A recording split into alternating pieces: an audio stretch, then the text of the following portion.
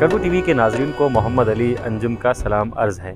हम इस वक्त बेनज़ीर शहीद हस्पताल स्कर्दू में मौजूद हैं और मेरे अकब में आपको दिख रहा है वैक्सीनेशन सेंटर। कोरोना की वबा जो है वो तेज़ी से फैल रही थी, ताहम मुल्की सतह पर बरवक्त इक़दाम के बाइस इसे काफ़ी हद तक काबू कर लिया गया है और इससे बचने का वाहिद ज़रिया ये है कि आप अपने आप को वैक्सीनेटेड करें। वैक्सीनेशन के हवाले से बहुत सारे ख़दशात भी लोगों को हैं, लेकिन वो तमाम ख़दशात की नफ़ी कर चुके हैं जितने भी माहिरीन तिब हैं। उन्होंने कहा कि आप अगर बचना चाहते हैं इससे तो आपको लाजमी तौर पर वैक्सीन करवानी पड़ेगी। आए आपको वैक्सीनेशन सेंटर में लेके चलते हैं और इनसे पूछते हैं कि गंबा स्कर्दू शहर में तो वैक्सीनेशन का जो अमल है वो काफ़ी तेज़ी से जारी है। गंबा स्कर्दू में वैक्सीनेशन की क्या पोजीशन है, इस हवाले से हम यहाँ पर मौजूद ज़िम्मेदारों से जानते हैं। अस्सलाम वालेकुम सर। अस्सलाम वालेकुम। शाहजी, मुझे बताइएगा वैक्सीनेशन का जो अमल है वो तेज़ हुआ है या सुस्त हुआ है?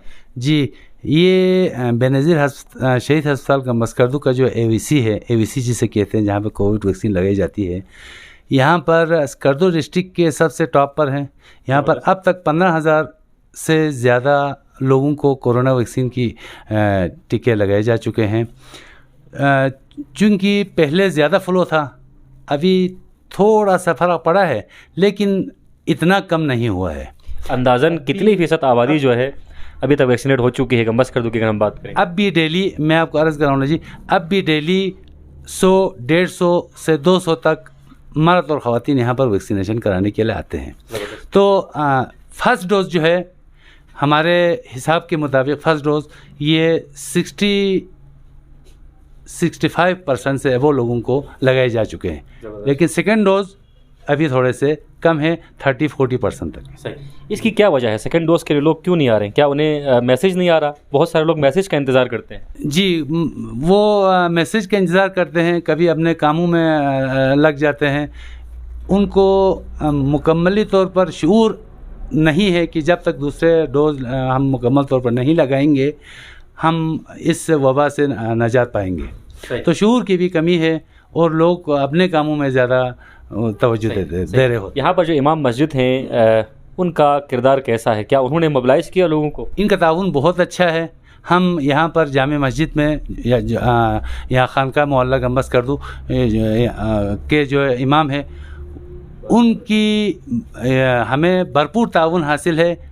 उनकी ताउन की वजह से ही ये मुहिम जो है कामयाब हो सकी है। और हम कई दफ़ा वहाँ जामे मस्जिद में जुमे के नमाज के टाइम पर हम लोग वहाँ पर वैक्सीनेशन कराने गई है। उन्होंने अपने जुमे के खुतबे में लोगों को ताकीद की और वो लोगों को वहाँ से ही वैक्सीनेशन करवाने के लिए आमादा किया।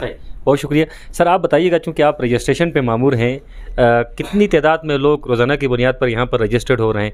और इस तादाद में जिस तरह शाहजी ने कहा कि यहाँ पर पूरे स्कर्दू के मुकाबले में यहाँ पर वैक्सीनेशन का जो फ्लो है वो बहुत अच्छा था, तो इसके पीछे वर्किंग किसकी थी?